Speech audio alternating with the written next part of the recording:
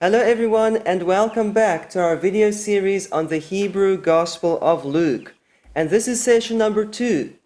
Was Luke a Gentile, a proselyte, or a Jew?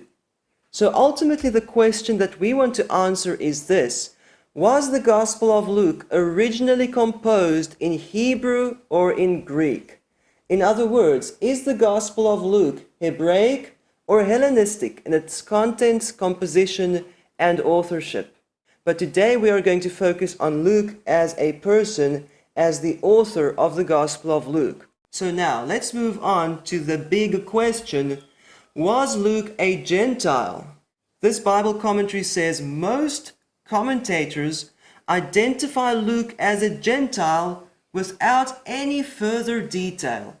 That's a very good summary of the whole issue. Across the whole world, Christians, churchgoers, pastors, Bible teachers, and most scholars claim that Luke was a Gentile, and most of them never even question this assumption. Luke himself was a Gentile. He was a Gentile, and he wrote primarily to a Gentile audience. Loretta's question is this. I have always assumed that Luke was a Gentile.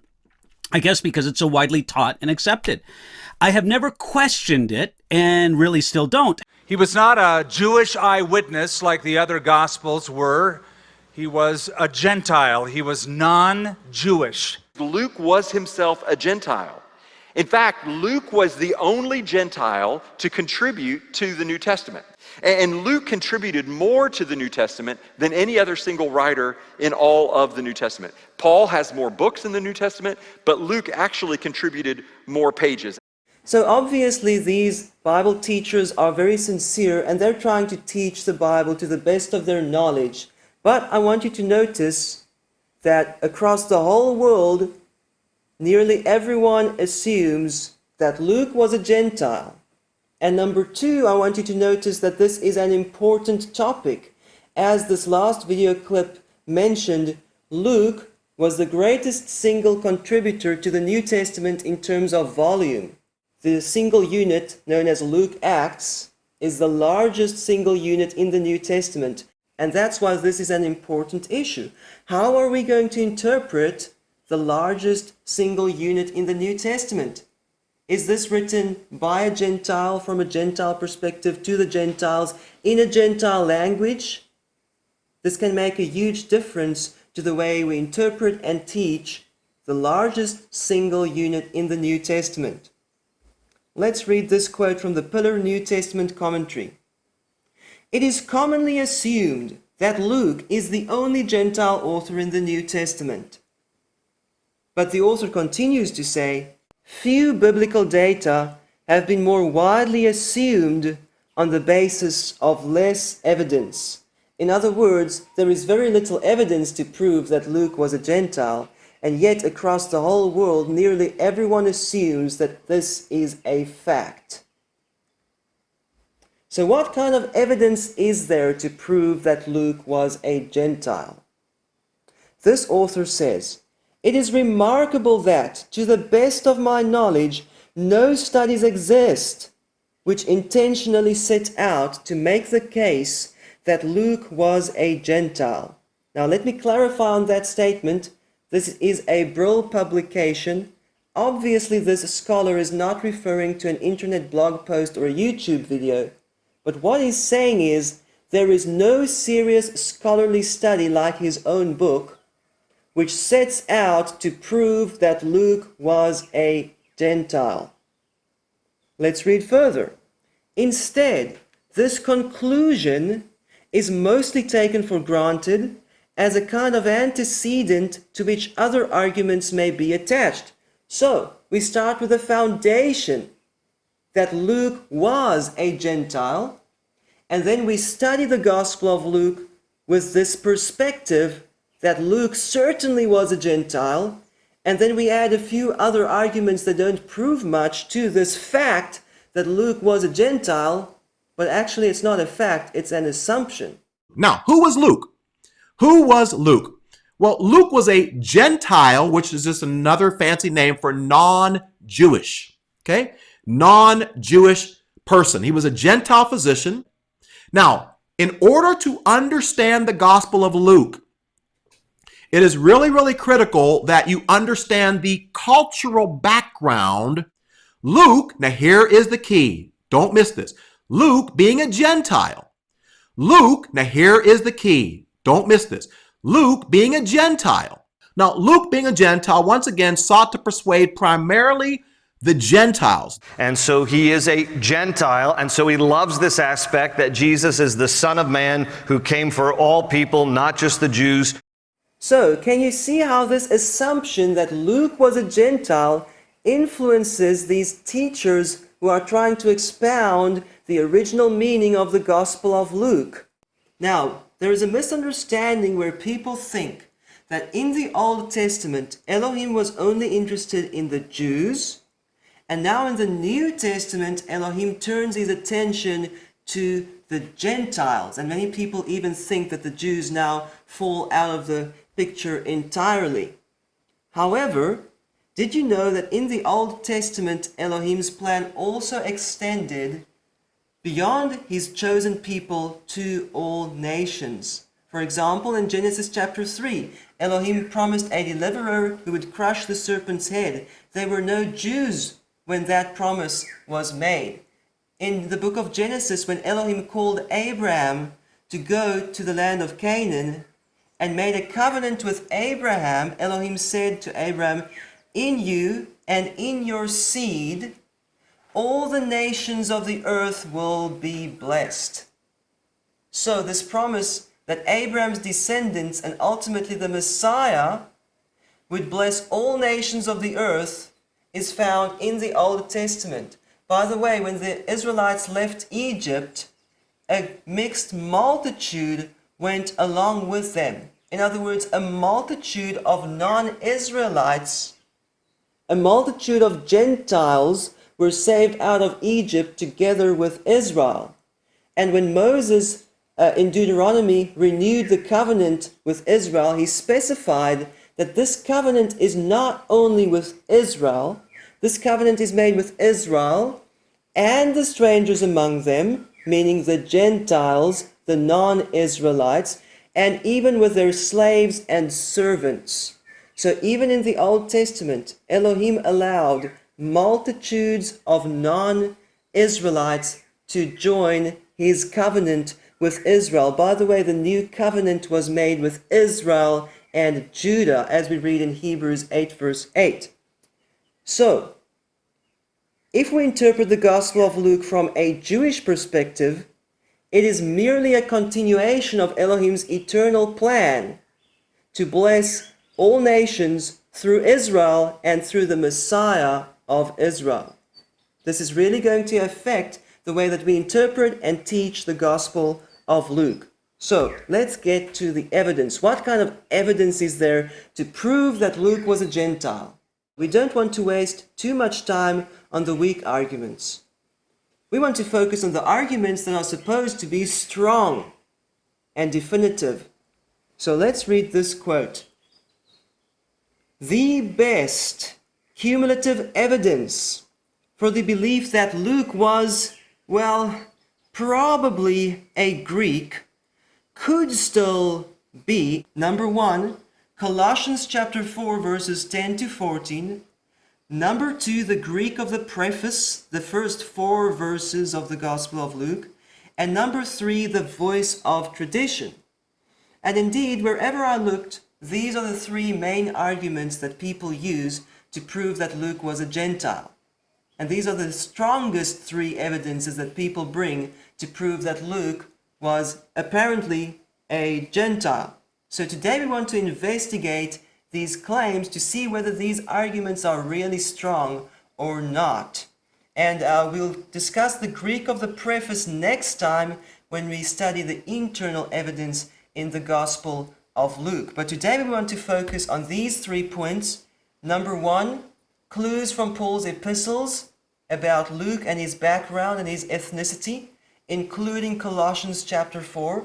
Number 2, traditions from the so-called church fathers, called the voice of tradition in that quote that we just read. And number 3, we want to discuss a few other arguments as well. So let's get started with point number 1, clues from Paul's epistles. So today you will see this slide many times, the slide with the best cumulative evidence for the belief that Luke was probably a Greek, and the first one is Colossians chapter 4. This is really the most frequently used argument of all that people use to try to prove that Luke was a Gentile. So we're going to start with that passage. And let's read that passage from Colossians chapter 4. Paul said, Aristarchus, my fellow prisoner, sends you his greetings, and also Mark, the cousin of Barnabas, and also Jesus, who is called Justus. These are the only fellow workers for the kingdom of Elohim who are from the circumcision. And then a few verses later, he mentions Luke. Luke, the beloved physician, sends you his greetings, and also Demas. So this passage is regarded as the best proof that Luke was a Gentile. We're pretty sure that Luke was a Gentile. Let me show you the most conclusive evidence. The most conclusive evidence we have comes from comparing Colossians chapter 4, verses 10 and 11, with Colossians chapter 4, verse 14. These are my only fellow workers for the kingdom of God who are of the circumcision. He lists several men, Aristarchus, Mark, Justus, Jesus, who is called Justus. Those were his fellow workers for the kingdom of God, and the only ones who were of the circumcision, the only ones who were Jewish. Just a couple verses later, we read, Luke, the beloved physician, and Demas greet you. So do you see what we're getting at here?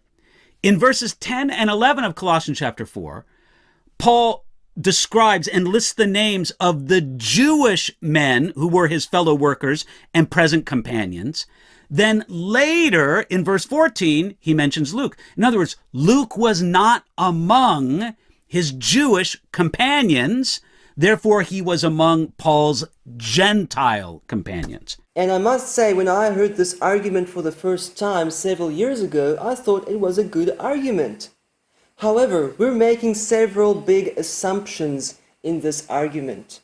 Number one, we're assuming, as this Bible teacher just said, we're assuming that Paul arranged the names in a specific order, whereas we know that Paul was quite spontaneous when writing down his greetings at the end of his epistles.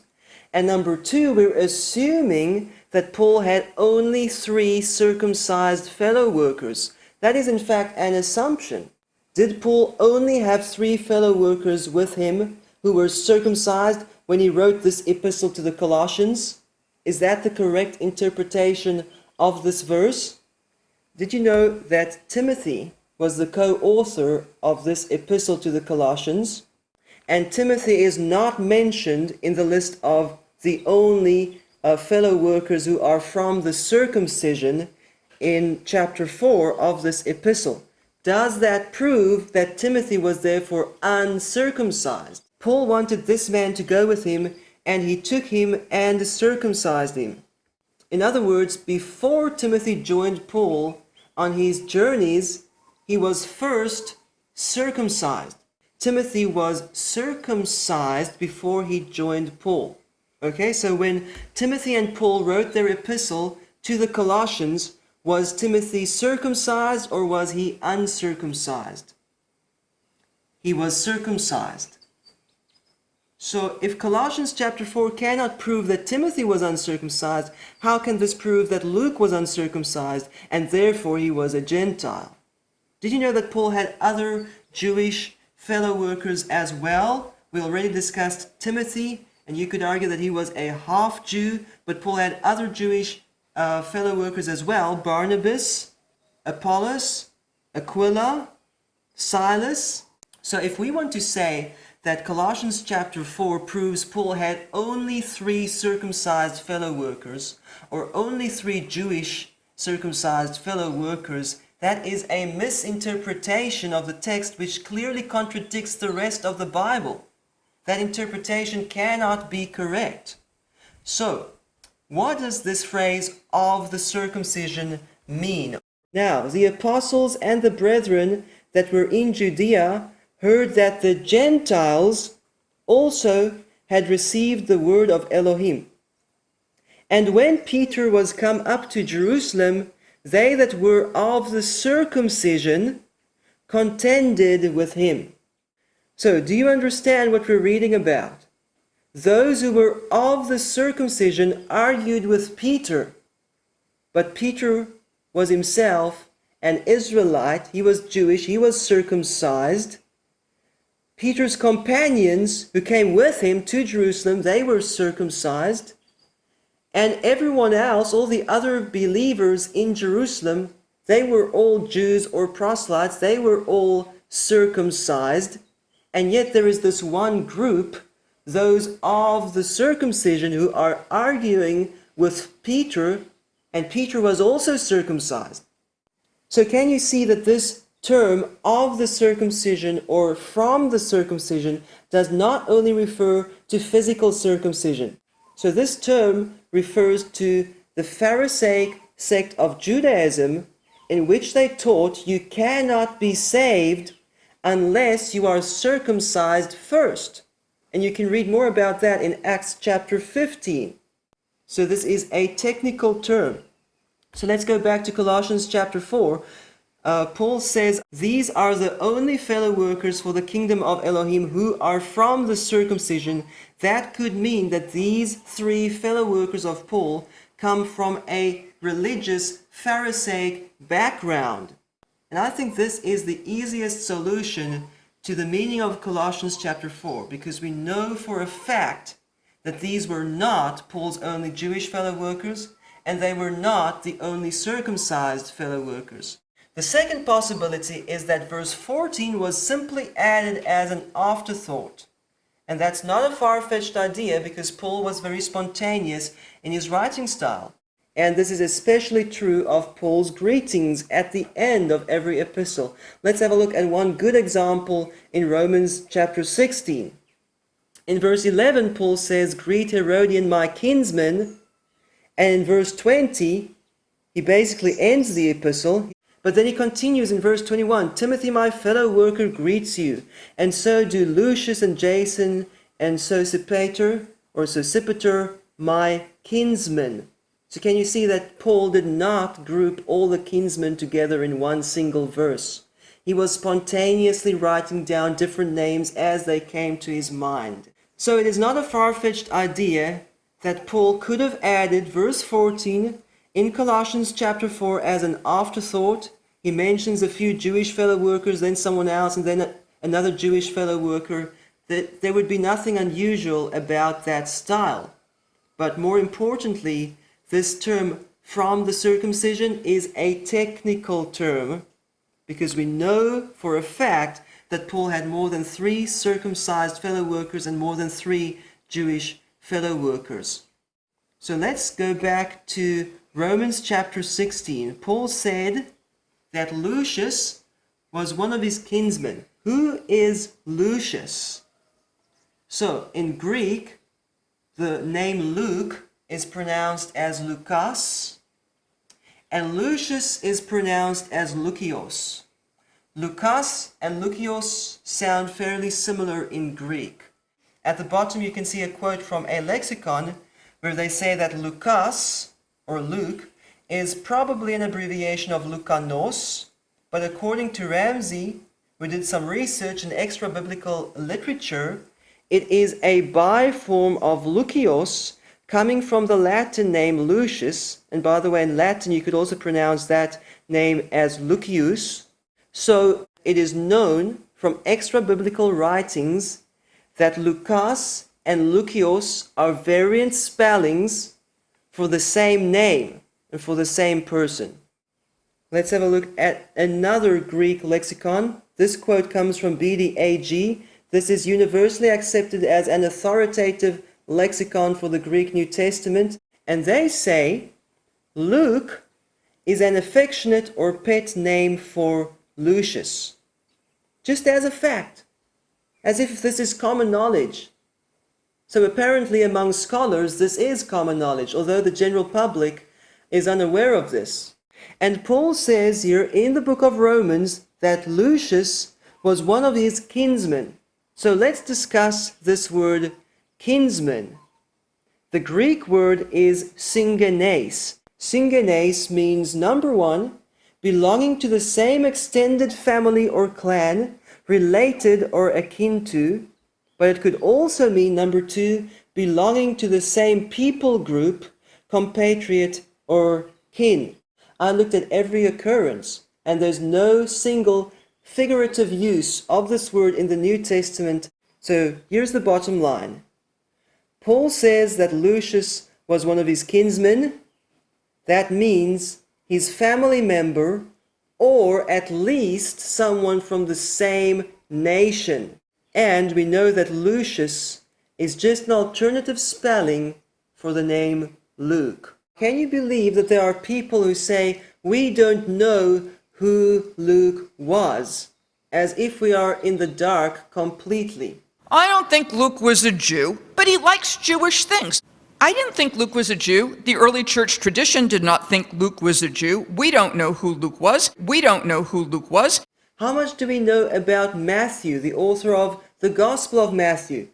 Well, we know that he was a Levite, in other words, an Israelite from the tribe of Levi. We know what his occupation was, a tax collector, and we know that he was a follower of Yeshua the Messiah. That's about all we know about Matthew based on the Bible, based on the New Testament.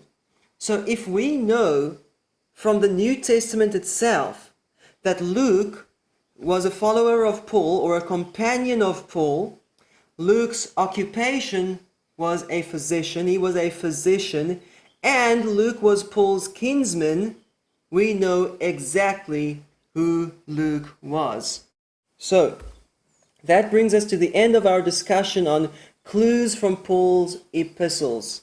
So let's move on to the next point, traditions from the church fathers. What did the church fathers say about Luke? So remember this slide? The best cumulative evidence for the belief that Luke was probably a Greek could still be number 1 Colossians chapter 4. I've crossed that out because the argument holds no water. It would also have to prove that Timothy and Silas were uncircumcised Gentiles, if you want this to prove that Luke was an uncircumcised Gentile. We'll discuss the Greek of the preface next time. Now we want to focus on the voice of tradition. This is one of the 3 strong arguments, or allegedly strong arguments, to prove that Luke was a Gentile. But let's start with a disclaimer. I do not believe in the church fathers. So if the church fathers said that Luke was a Greek or a Gentile or whatever they may have said, if that contradicts what Paul says in the New Testament, who are we going to follow? Nevertheless, we are going to study what the church fathers said about Luke and his background and ethnicity, etc., because this is supposed to be a very strong indication that Luke was a Gentile. And we won't be going through these in chronological order, but Eusebius lived at the end of the 3rd century and into the 4th century CE, and he wrote this about Luke. He said, "But Luke, who was of Antiochian parentage," and the Greek word is genos, it could also mean of Antiochian birth or a native of Antioch. And right there, some people jump to a conclusion and say, look, the church fathers said Luke was a Gentile. Let me show you one example. There are many other things about Luke that have come down from the church fathers, such as Luke was a Greek, in other words, a Gentile, born in Antioch in ancient Syria. Is that what Eusebius actually said? No, he only said that Luke was of Antiochian parentage, or he was born in Antioch. Let's have a look at some examples in the New Testament where this Greek word genos is used. Acts chapter 4. Joseph, a Levite of Cyprian birth, and the Greek word there is genos, who was also called Barnabas. Okay, so Barnabas was born in Cyprus. Does that prove that Barnabas was a Gentile? No, in fact, it says he was a Levite, in other words, an Israelite from the tribe of Levi, although he was born in Cyprus. Now, a Jew named Apollos, an Alexandrian by birth, so he was an Egyptian. Apollos was an Egyptian, right? No, he was a Jew born in Egypt. So, if Eusebius said that Luke was born in Antioch, that's exactly what it means. It does not indicate whether or not he was Jewish. And keep in mind, Eusebius could be wrong as well. But he did not even say that Luke was a Gentile. He just said that he was born in Antioch. Could also possibly mean his parents came from Antioch. Now, is it a far-fetched idea to think that Paul's family member could be born in Antioch? Were there Jews in Antioch in Syria? Yes, there were many Jews there. So let's read from Josephus' Wars of the Jews. He says, "For as the Jewish nation is widely dispersed over all the habitable earth among its inhabitants, so it is very much intermingled with Syria by reason of its neighborhood, and had the greatest multitudes in Antioch." In other words, there were great multitudes of Jews in Antioch. Not just one or two, not just a few hundred. Thousands and thousands and thousands of Jews were born in Antioch. So this is not a problem. Luke could have been born in Antioch. He could still be Jewish. He could still be Paul's family member or fellow Israelite. But let's read further in this quote. "They also made proselytes of a great many of the Greeks perpetually, and thereby, after sort, brought them to be a portion of their own body." Now, this section about proselytes is important because there are some people who say Luke was a proselyte, that means he was a Gentile. But a proselyte was not really a Gentile. A proselyte was a Gentile who gave up being a Gentile and became a Jew one way or another. So we haven't seen any evidence so far for Luke being a proselyte. But keep in mind that when people say, oh, Luke was a proselyte, if that were true, it would mean that he gave up being a Gentile and became Jewish before he even started following Yeshua as the Messiah. Now, you might be wondering about the Hebrew language in Antioch. Weren't all Antiochian Jews Hellenistic? Isn't that where the term Christian originated?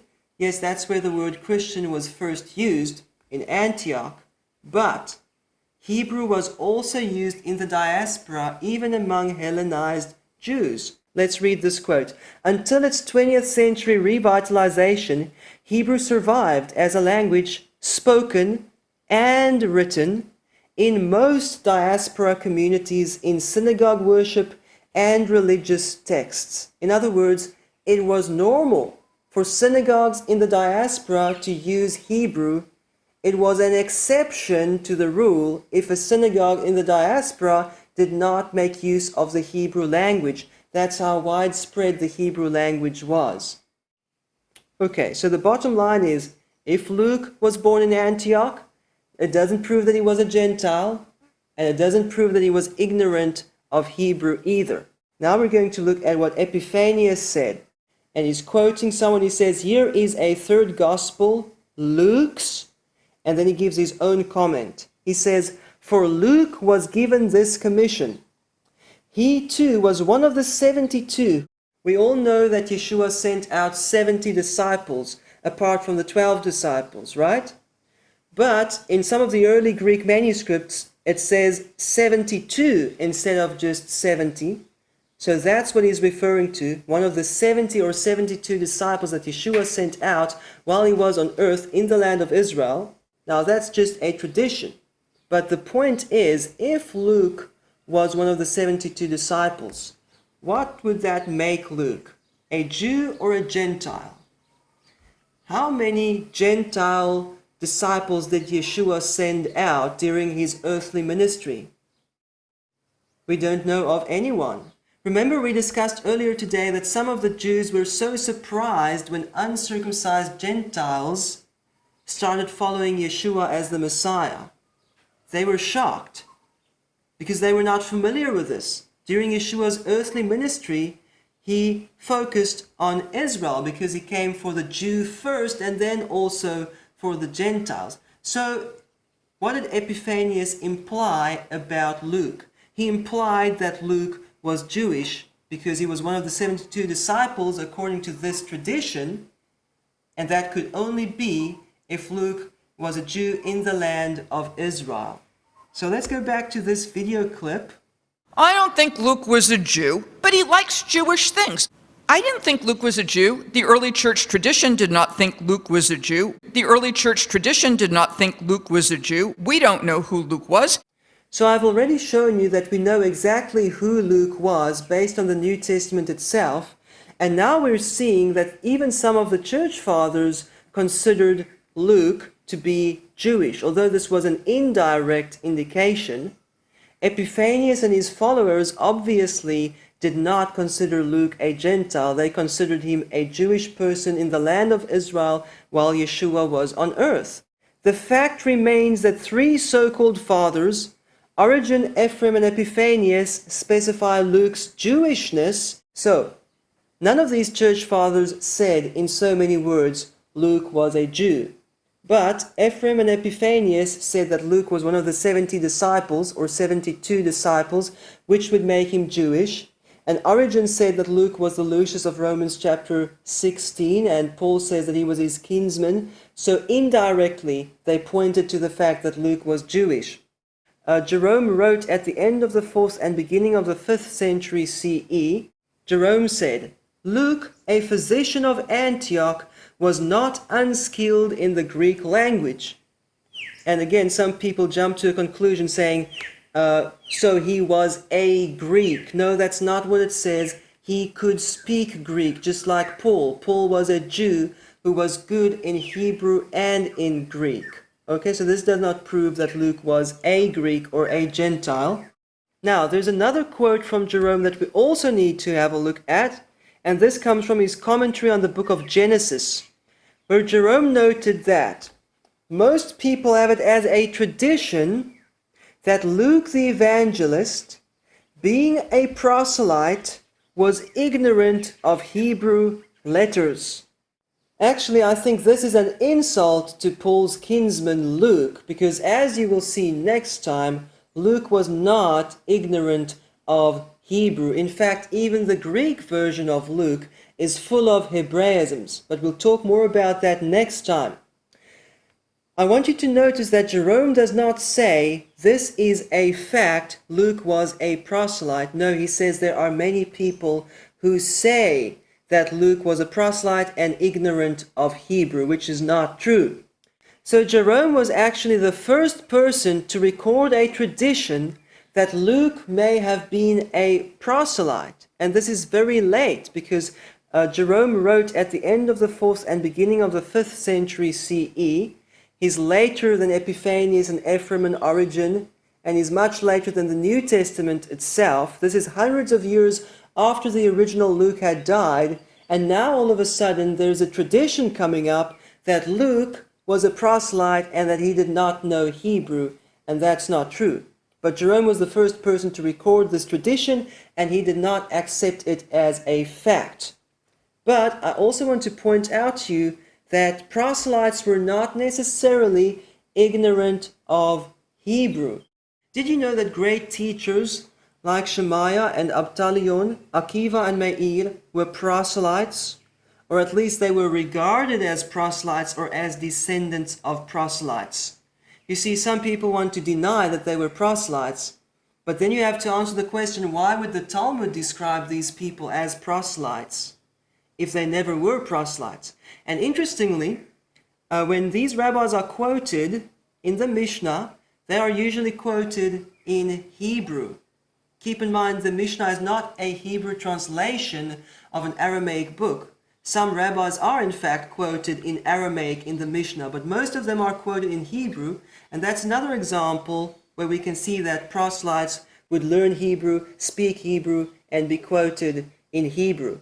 And who would say that Rabbi Akiva and Rabbi Meir were two Gentile authors of the Mishnah or two Gentile authors in the Talmud.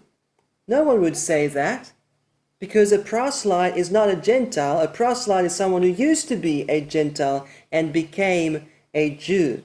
So let's now move on to Origen. Origen is one of the earlier church fathers. He lived at the end of the 2nd century CE and into the 3rd century, and he wrote a commentary on the epistle to the Romans, and he quotes this verse that we discussed earlier today. Lucius and Jason and Sosipater, my relatives, greet you.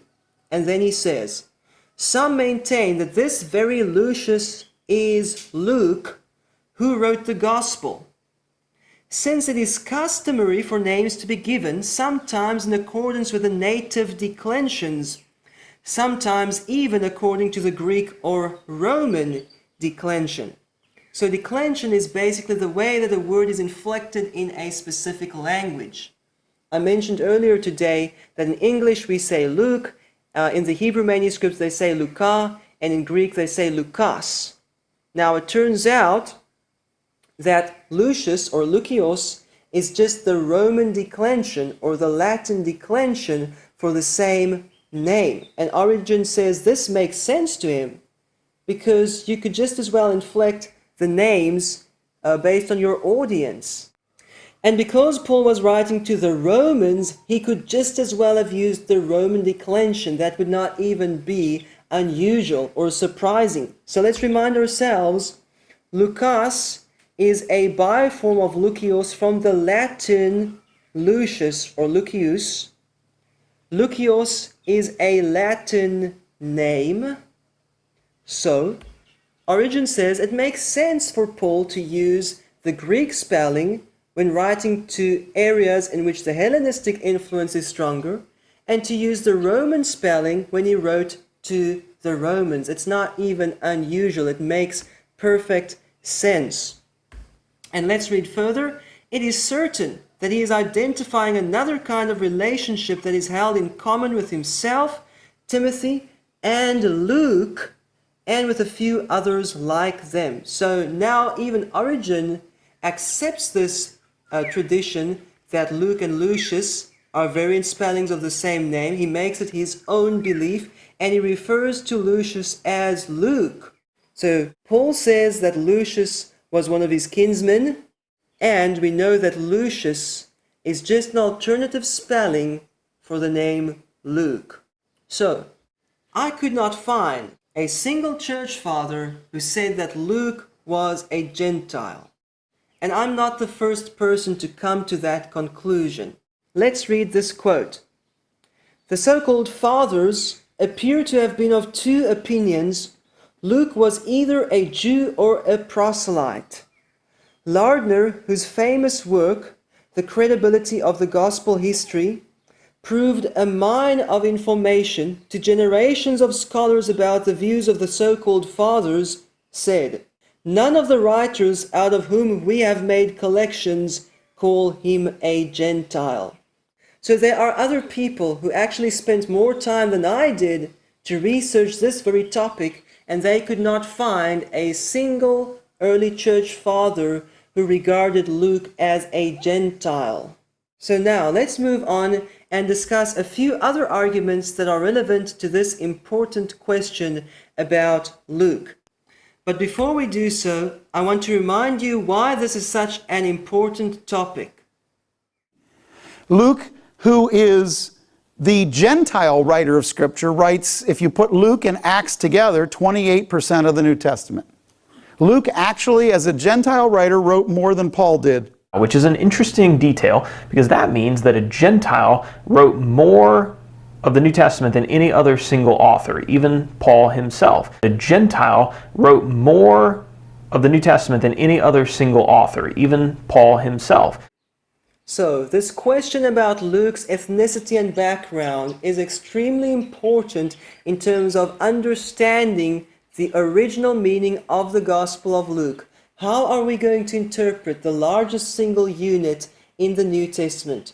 Who was the greatest single author in the New Testament in terms of volume?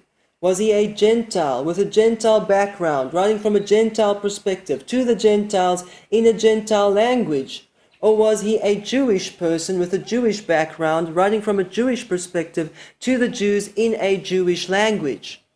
This will affect the way that we interpret the Gospel of Luke, the book of Acts, and also the rest of the New Testament. So, here is another argument. This comes from the New American Commentary, and they say, the strongest evidence of Gentile authorship is his reference to Jews, which suggests that he was not part of this group. Now, this is such a useless argument. Jeremiah refers to the Jews. I gave the deed of purchase to Baruch in the sight of all the Jews who were sitting in the court of the guard. Jeremiah was a Jew in the land of Israel, and he refers to the Jews. Now, this is supposed to prove that Jeremiah was a Gentile. Does that make any sense? Was Mordecai also a Gentile? Because he referred to the Jews.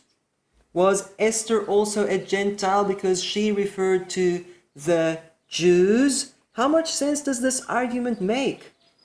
Makes no sense at all. Especially since the Babylonian exile began, the Jewish people started using this term, the Jews, to refer to their own nation, and it was not unusual for them to do so. Was Ezra also a Gentile because he referred to the Jews? Let's read part of the first verse. But the eye of their Elohim was on the elders of the Jews. And 6 verse 14, and the elders of the Jews were building. And later on, this phrase shortened to just the Jews, and they started using the Jews to refer to Jewish leadership as opposed to the common people, as we see in the New Testament. Was Nehemiah also a Gentile because he referred to the Jews? And then ultimately Yeshua. Was Yeshua also a Gentile because Yeshua referred to the Jews? Can you see what a useless argument this is? Yeshua answered, if my kingdom were of this world, then my servants would be fighting so that I would not be delivered over to the Jews. But Yeshua was a Jew and all his disciples were Jewish. And this is something that many people have misunderstood in the New Testament. When they read about the Jews in the New Testament, they think that the New Testament is addressing Gentiles. But this would not make any sense to the Gentiles if it says the Jews tried to capture Yeshua, but the multitudes respected him. Well, the multitudes were also Jewish. So this won't make any sense to Gentiles. This is a Jewish expression where they refer to the leadership as the Jews, even though all the people around them are Jewish as well. So, this is not the strongest evidence of Gentile authorship. In fact, this is no evidence at all. On the contrary, the way that the term the Jews is used in the New Testament would be very confusing to Gentiles. You have to understand it refers to Jewish leadership, and that is in fact a Jewish way of speaking. So, now I want to give you an important question. If Luke really was a Gentile, as everyone wants us to believe, why? Why did none of the early church fathers specify that he was a Gentile? If Luke really was a Gentile, why did none of the early commentaries or introductions identify Luke as a Gentile? Why would the greatest exception of authorship in the New Testament go unnoticed? And he is the only Gentile author that we have in the New Testament. The Gospel of Luke. In fact, Luke was the only Gentile to contribute to the New Testament. Luke is the only Gentile contributor to the New Testament. So it is common knowledge that all the authors of the New Testament were Jewish, but they want us to accept that there was one gigantic exception to the rule. And it just so happens that this exception was the greatest author in the New Testament in terms of volume. It just so happens that this exception is the largest single unit in the New Testament, Luke and Acts. They want us to believe that this is the only exception, but where is the evidence to prove that this exception ever happened? Which of these early sources identified Luke as a Gentile? Irenaeus, Origen, Eusebius, Jerome? Not a single one of them said that Luke was a Gentile. None of them. Not one. How many of these early traditions say that Luke was a proselyte, meaning someone who became a Jew? Only one. Only Jerome mentions a tradition that Luke may have been a proselyte. Remember, he does not say that this is a fact. He says this is a tradition. And I must tell you, I'm no longer convinced that Luke was a proselyte. It seems that that was a very late tradition, and that there's no real evidence for that. So, that brings us to the end of our discussion on other arguments. So remember this slide with the best cumulative evidence? It turns out that this evidence was not so good after all. But we still need to discuss the Greek of the preface next time in our upcoming study. But in the meantime, I want to give you a hint. Why can't people say the entire Gospel of Luke, beginning to end, is written in good classical Greek by a Gentile? Why only the first 4 verses? Doesn't that make you curious? But we'll talk more about that next time. For now, let's sum up. Colossians chapter 4, verses 10 to 14 does not prove that either Timothy or Luke or Silas or Apollos or Barnabas was an uncircumcised Gentile. That is a totally flawed argument. Rather, this term of the circumcision most likely refers to Jews from a Pharisaic religious background. Romans chapter 16 shows that Luke, also known as Lucius, or Lucas, also known as Lucius, was Paul's family member or fellow Israelite. Remember, it is common knowledge to scholars in the Greek language that Lucas and Lucius are biforms of the same name. And we're not guessing, we're not saying, well, Paul forgot to mention Luke among the Gentiles, that proves he was a Jew. No, this is spelled out. He was Paul's kinsman, meaning a family member, or at least someone from the same nation. No single early church father or any other early source explicitly called Luke a Gentile. Some people twist what the church fathers really said to make you think that they said Luke was a Gentile, but they never said that. Epiphanius and Ephraim said that Luke was one of the 70 or 72 disciples, which would make Luke a Jewish person in the land of Israel during the time of Yeshua. Origen said that Luke was the Lucius of Romans chapter 16, although he tried to deny that he was Paul's kinsman. Jerome was the first to record a tradition that Luke may have been a proselyte. This tradition was only recorded at the time of Jerome, and there's no indication of this tradition in earlier sources. Many ridiculous arguments are being used. There is no real evidence that Luke was a Gentile. So, why should we believe that Luke was a Gentile if there is no single evidence to prove it, and the New Testament says he was Jewish, he was Paul's kinsman? Why should we follow this tradition which is based on nothing but hearsay? There's no single early source to prove that Luke was a Gentile. I hope you found this interesting. Next time we will discuss the Gospel of Luke from an internal perspective. Is the Gospel of Luke Hebraic or Hellenistic? Is it full of Greek idioms and expressions, or is it full of Hebrew idioms and expressions? In what language was the Gospel of Luke originally written? We will start discussing that very important question next time. And until next time, Shalom in Yeshua Mashiach.